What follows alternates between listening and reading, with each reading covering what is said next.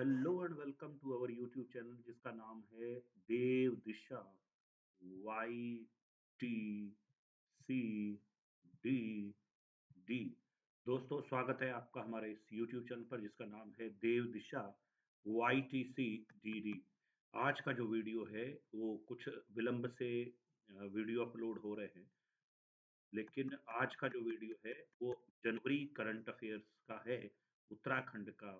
और ये जो करंट अफेयर के वीडियो है इसमें बहुत छोटा सा वीडियो है जो हालांकि जनवरी काफी उत्तराखंड के लिए उपलब्धियों भरा रहा। इस जनवरी माह में ही आप जानते हैं जो यूसीसी लागू की गई, यानी समान नागरिक संहिता लागू की गई, और उत्तराखंड में राष्ट्रीय खेल भी इसी जनवरी माह में हो गए शुरू।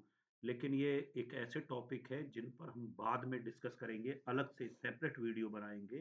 और आज जो है वो एक छोटा सा वीडियो है जिसको जनवरी का जो गतिविधि थी उनको उसमें इस वीडियो में कवर किया गया। जैसे कि ये सबसे पहला है उत्तराखंड की झांकी 2025 में। तो इस झांकी में आप देखेंगे, आपको पिक्चर में ही दिखाई दे रहा है, ऐपण कला और साहसिक पर्यटन पर फोकस करती हुई ये झांकी है देवभूमि उत्तराखंड की। और ये झांकी है गणतंत्र दिवस 2025 की। ये अब पहले कहा जाता था राजपथ, अब आप जानते ही हैं अब इसे कहा जाता है, जहां पर गणतंत्र दिवस की परेड होती है उसे कहा जाता है कर्तव्य पथ। और उत्तराखंड की जो झांकी थी उसका विषय था सांस्कृतिक विरासत एवं साहसिक खेल। सांस्कृतिक विरासत एवं साहसिक खेल, तो आप देख रहे हैं सांस्कृतिक विरासत मतलब ऐपण वगैरह के ऊपर फोकस किया है। और इसके अलावा देखो, आप लिख रखा है झांकी के अगले भाग में, अग्रभाग में ऐपण बनाती महिला। इसके बाद आप देखेंगे hill cycling, trekking, snow skiing, yoga, buggy jumping, rock climbing, ये सब जो साहसिक खेल है इनको दर्शाया गया था इस हमारी गणतंत्र दिवस की झांकी में। अब इस झांकी में अगर आपने पढ़ा होगा तो इस गणतंत्र दिवस की इस झांकी प्रतियोगिता में उत्तराखंड की झांकी को तीसरा स्थान मिला। उत्तराखंड की झांकी को मिला है तीसरा स्थान। और ये स्थान, पहला स्थान मिला है गुजरात की झांकी को, जबकि उत्तर प्रदेश की झांकी को दूसरा स्थान, और तीसरा स्थान आपका उत्तराखंड की झांकी को। जो गुजरात की झांकी थी जो पहले स्थान पर रही, उसका जो विषय था वो था स्वर्णिम भारत विरासत और विकास। वो इसको दर्शाने वाली झांकी थी। जबकि उत्तर प्रदेश की झांकी जो थी वो महाकुंभ 2025, जो आप जानते ही हैं प्रयागराज में इस समय चल रहा है, उनको दूसरा स्थान इस झांकी को मिला था। और तीसरा स्थान उत्तराखंड की झांकी को, जिसमें सांस्कृतिक विरासत और एडवेंचरस स्पोर्ट्स यानी साहसिक खेलों को दिखाया गया था। तो इस बार जो कुल राज्य थे जिन्होंने अ, झांकी अपनी भेजी थी वो 15 राज्य थे। तो कर्तव्य पथ पर हमारी जो उत्तराखंड की झांकी थी, जिसकी थीम थी सांस्कृतिक विरासत एवं साहसिक खेल, उसको लोगों की यानी पीपल चॉइस के आधार पर देश में तीसरा स्थान मिला है। और पहला स्थान जैसे बताया गुजरात को, और दूसरा स्थान महाकुंभ की झांकी को, जो उत्तर प्रदेश की झांकी थी, उसको दूसरा स्थान। इसके बाद आगे थोड़ा-सा देखते हैं, तो हम चूँकि फ़ोकस अपने उत्तराखंड पर ही रखते हैं, तो कर्तव्य पथ पर जो झाँकी भेजी गई थी, इसमें राज्य के 16 कलाकारों ने भाग लिया था। इसमें अगर आप देखोगे तो फिर बता रहे हैं ऐपड़ कला, उत्तराखंड के साहसिक खेल और साहसिक पर्यटन को चित्रित किया गया था। और राज्य सरकार द्वारा सांस्कृतिक विरासत को बढ़ावा देने और साहसिक खेलों को राष्ट्रीय स्तर पर पहचान दिलाने के लिए इस वर्ष गणतंत्र दिवस की परेड में झांकी के रूप में इन इस विषय को, यानी साहसिक खेल और उत्तराखंड की विरासत, इसको प्रदर्शित करने का निर्णय लिया गया था राज्य सरकार द्वारा। अब उत्तराखंड की जो गणतंत्र दिवस की परेड थी, इस झांकी का नेतृत्व संयुक्त निदेशक सूचना के.एस. चौहान द्वारा किया गया था। राष्ट्रीय रंगशाला शिविर नई दिल्ली में सांस्कृतिक कार्यक्रमों में भी उत्तराखंड के कलाकारों को द्वितीय स्थान मिला था। इसके अलावा इस झांकी की थीम सॉन्ग भी थी झुमेला।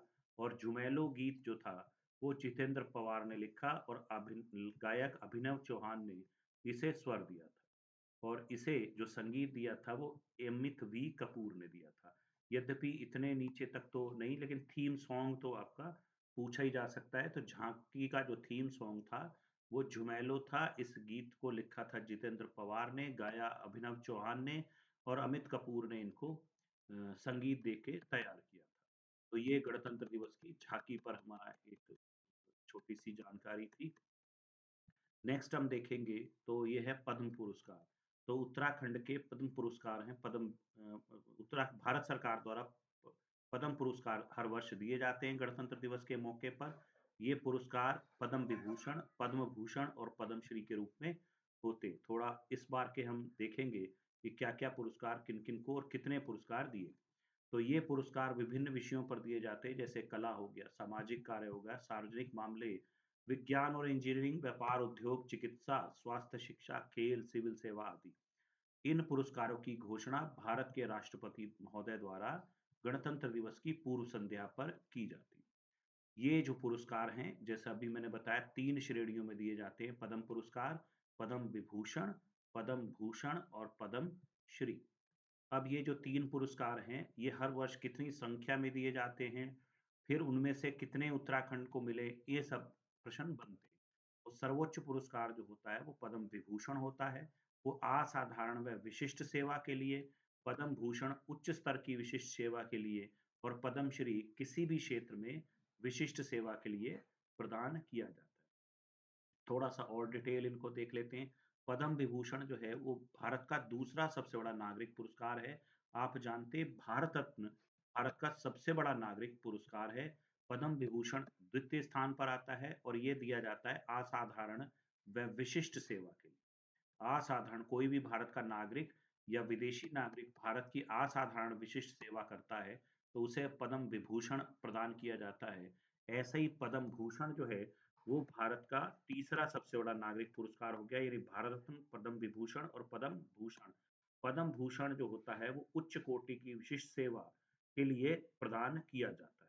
इसके अलावा पद्मश्री जो दी जाती है, वो विशिष्ट सेवा के लिए दी जाती है। यानी यह पद्मश्री जो है किसी भी क्षेत्र में, आमतौर पर किसी भी क्षेत्र में विशिष्ट सेवा के लिए दी जाती है। इस पुरस्कार के लिए चयनित व्यक्ति ने अपने क्षेत्र में कोई उल्लेखनीय योगदान दिया होता है। यानी कोई ना कोई समाज में सकारात्मक बदलाव लाने वाले लोगों को दिया जाता है। अब इस बार के हम पद्म पुरस्कारों की बात करें तो पद्म पुरस्कार 2025 जो थे, वो आपका कितनी संख्या में थे और कैसे थे? तो देखेंगे जो आपका घोषित हुए वो थे 7 पद्म विभूषण। तो 7 के 7 पद्म विभूषण याद करने चाहिए, क्योंकि ये पद्म विभूषण कम संख्या में दिए जाते हैं, इसलिए याद करना आवश्यक है। 19 पद्म भूषण और 113 पद्मश्री। तो 113 पद्मश्री दी गई है। तो ध्यान रखेंगे, 113 तो आप याद नहीं रख सकते, लेकिन राज्य में किन लोगों को दी गई है, उनको ज़रूर याद कर सकते हैं। तो 7 प्लस 19 7 प्लस 19 प्लस 113 यानी टोटल जो है 139 लोगों को ये पुरस्कार दिए गए। अब पद्म विभूषण किनको दिया गया है, वो देख लेते हैं। सबसे पहले आपका दुव्वूर नागेश्वर रेड्डी मेडिसिन के लिए, इनका जो है कार्यक्षेत्र भी ध्यान रखेंगे। कम से कम पद्म विभूषण तो याद रखने ही चाहिए। फिर है जस्टिस न्यायमूर्ति जे.एस. खेहर। ये सार्वजनिक मामलों के लिए इनको दिया गया है। आप जानते ही हैं, ये उत्तराखंड में भी उच्च न्यायालय के न्यायाधीश रह चुके हैं। न्यायमूर्ति जे.एस. खेहर या जगदीश सिंह खेहर। फिर कुमुदनी रजनीकांत, ये कला के क्षेत्र में है। लक्ष्मी नारायण सुब्रमण्यम, कला के क्षेत्र में। एम.टी. वासुदेव नायर, साहित्य व शिक्षा के क्षेत्र में मरणोपरांत दिया गया। और इसमें जो विदेशी हैं, उनका नाम भी आपको ध्यान रखना है। ओसामू सुजुकी, ये व्यापार और उद्योग के लिए, आप जानते हैं सुजुकी इसके लिए है। मारुति इंडस्ट्री आपने सुनी होगी या मारुति सुजुकी सुनी होगी। तो सुजुकी एक जापानी कंपनी है ऑटोमोबाइल क्षेत्र की, उनसे ये जुड़े हुए हैं। इसके अलावा शारदा सिन्हा है, ये आपका कला के क्षेत्र में उल्लेखनीय कार्य के लिए इन्हें पद्म विभूषण दिया गया है। अब पद्म भूषण जो दिया गया है वो 19 लोगों को दिया गया है। तो ये 19 लोग याद करना बहुत मुश्किल है, लेकिन कुछ जैसे विवेक देबरॉय हैं, ये आपने नाम ज़रूर सुना होगा। मनोहर जोशी, ये राजनीति से संबंधित थे। कैलाश नाथ दीक्षित, ये मनोहर जोशी अ, लोकसभा के अध्यक्ष भी रह चुके हैं। कैलाशनाथ दीक्षित ये पुरातत्वविद हैं। इसके अलावा श्रीजेश, पीआर श्रीजेश आप जानते ही हैं। ये हॉकी के खिलाड़ी हैं और गोलकीपर रहे हैं। काफ़ी इन्होंने ख्याति अर्जित की है अपने क्षेत्र में। इसी तरह से पंकज उधास है। पंकज उधास को मरणोपरांत ये पुरस्कार दिया गया। इसके अलावा साध्वी रितंबरा हैं, शेखर कपूर है, ये फ़िल्म डायरेक्टर हैं, बैंडिट क्वीन इन्होंने ही डायरेक्ट की थी। सुशील कुमार मोदी, ये आप जानते ही हैं बिहार के बिहार के वित्त मंत्री भी रह चुके हैं और बिहार के उप मुख्यमंत्री भी कई बार बन चुके हैं और ये जीएसटी के जो कमेटी बनी थी जीएसटी पर उससे भी जुड़े हुए थे। तो ये कुछ प्रमुख नाम ज़रूर आप ध्यान रख लेंगे। इसके बाद जो पद्मश्री है वो तो काफ़ी लोगों को दी गई है, तो उसमें से हम सिर्फ उत्तराखंड की फोकस करते हैं।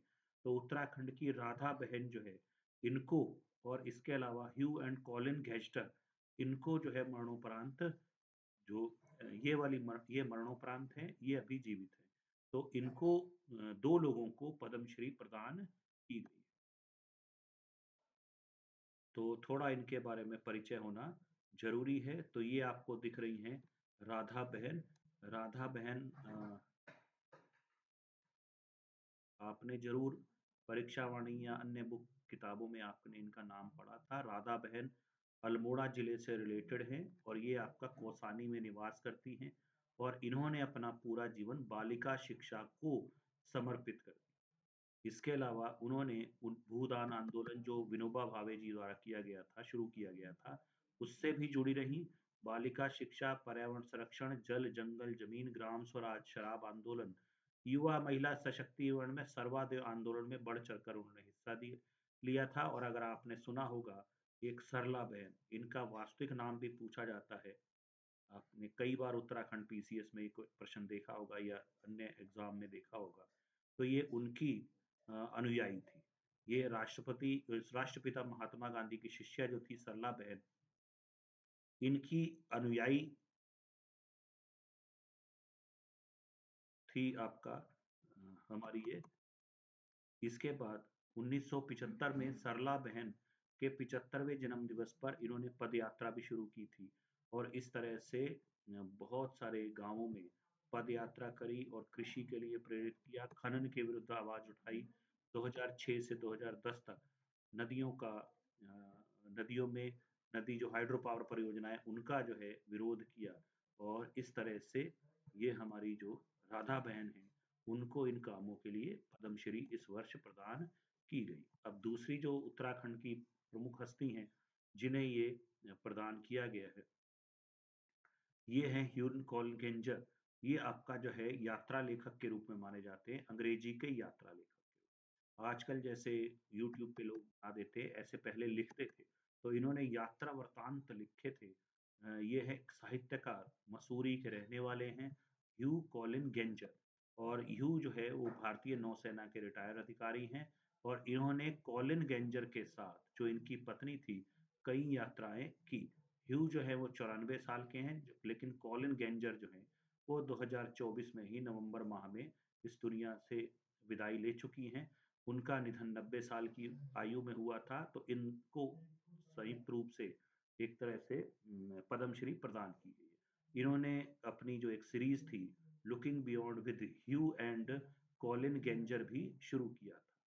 तो ये एक दूरदर्शन पर सीरियल टाइप से शुरू की थी। तो ये वो महान हस्ती हैं जिनको पद्मश्री इस बार मिला है। तो 2 लोगों को पद्मश्री उत्तराखंड से मिली, एक तो राधा बहन और एक आपका हमारे गेंजर। तो अब आपका आज का वीडियो इतना ही। अब दैनिक तौर पर आपको वीडियो उपलब्ध कराए जाएंगे, तो जुड़े रहिए हमारे इस यूट्यूब चैनल से जिसका नाम है देव दिशा YTCDD। धन्यवाद।